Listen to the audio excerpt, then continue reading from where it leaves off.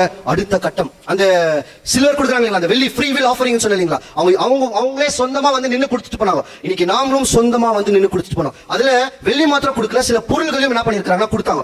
அதை இந்த ஆசிரியர்கள் வாங்கி அங்க வைக்கப்பட்ட பலிபீடத்தின் மேல என்ன பண்ணுவாங்கன்னா, அவங்க கொடுக்கப்பட்ட அப்படின்னா சொந்தமா வந்து கொடுக்கப்பட்ட அந்த பலி எடுத்து பலிபீடத்து மேல போடுவாங்க. நல்லா கொஞ்சம் கவனிங்க, பலிபீடத்து மேல போடுவாங்க. அதுக்கு என்ன பலி சொல்லுவாங்கன்னா, எரிபலி, சமாதான பலி. இந்த பலியை போடுவாங்க, போட்டு அந்த பலியை தான் தேவனுக்கு சமர்ப்பிக்குவாங்க. அந்த வந்த பலியில வந்த பொருளை தான் ஆசாரியர்கள் என்ன பண்ணுவாங்கன்னா சாப்பிடுவாங்க. நல்லா கவனிங்க, இந்த இப்ப பூச்சி விலை வந்துச்சு இல்லைங்களா, புழுவா இருக்கிற நம்ம விலை வந்திருக்கிறோம் இல்லையா, அந்த புதிய சிருஷ்டி விலை வந்துச்சு இல்லைங்களா, அந்த புதிய சிருஷ்டிக்கு சாப்பாடு தேவை இல்லைங்களா, முக்கியமான சாப்பாடு எதுனா இங்கதான் இருக்கா.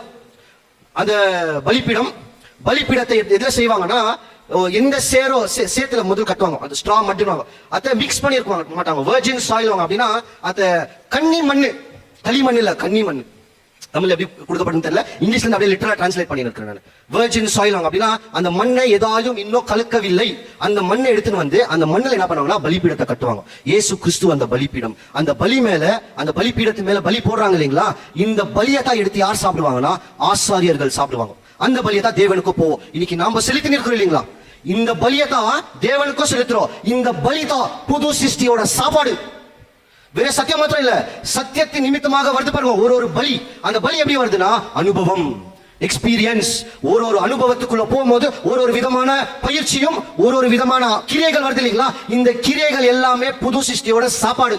எவ்வளவுக்குள்ள நம்ம இதுக்கு சாப்பாடு கொடுக்குறோமோ அவ்வளவுக்குள்ள வேகமா வளரும். அப்படின்னா எவ்வளவுக்குள்ள நம்ம அனுபவத்துக்குள்ள போகணும், அவ்வளவு அனுபவத்தை தயவு செஞ்சு ஜெபம் பண்ணி கேட்கிறேன். பேதுரு யோவான் போறான், இயேசு கிறிஸ்து பத்தி பிரசவம் பண்ணாதுன்னு சொன்னா பண்ணினே இருக்கிறாங்க, கூப்பிட்டு போய் நல்லா அடி அடிச்சுட்டு அனுப்பிச்சிடறாங்க. அவங்களும் நேரம் சபைக்குள்ள போயிடறாங்க. சபைக்குள்ள போனா சபை மக்கள்கிட்ட சொல்றாங்க, இந்த மாதிரி எங்களை கூப்பிட்டு நல்லா அடிச்சுட்டாங்க.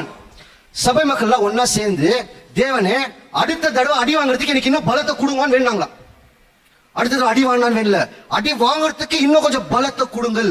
அப்ப நம்ம ஜெபத்துல எதை நம்ம கேட்கிறோம்? ஒரு கால் இந்த மாதிரி ப்ராசஸ்க்குள்ள நம்ம போலன்னு வைங்களே, 144,000 பேராக மாறவே முடியாது. ஒரு கால் இங்க வந்திருக்கிறோம் இல்லைங்களா, இவ்வளவு பேர் வந்திருக்கிறோம், ஒரு எவ்வளவு பேரை நான் கணக்கு போடல, இல்ல ஒருத்தவங்களாவது 144,000 பேர் அவருக்கு முயற்சி செய்யணும்னா ஜெபத்துல நிச்சயமாக நாம ஜெபிக்க வேண்டியது இந்த அனல்.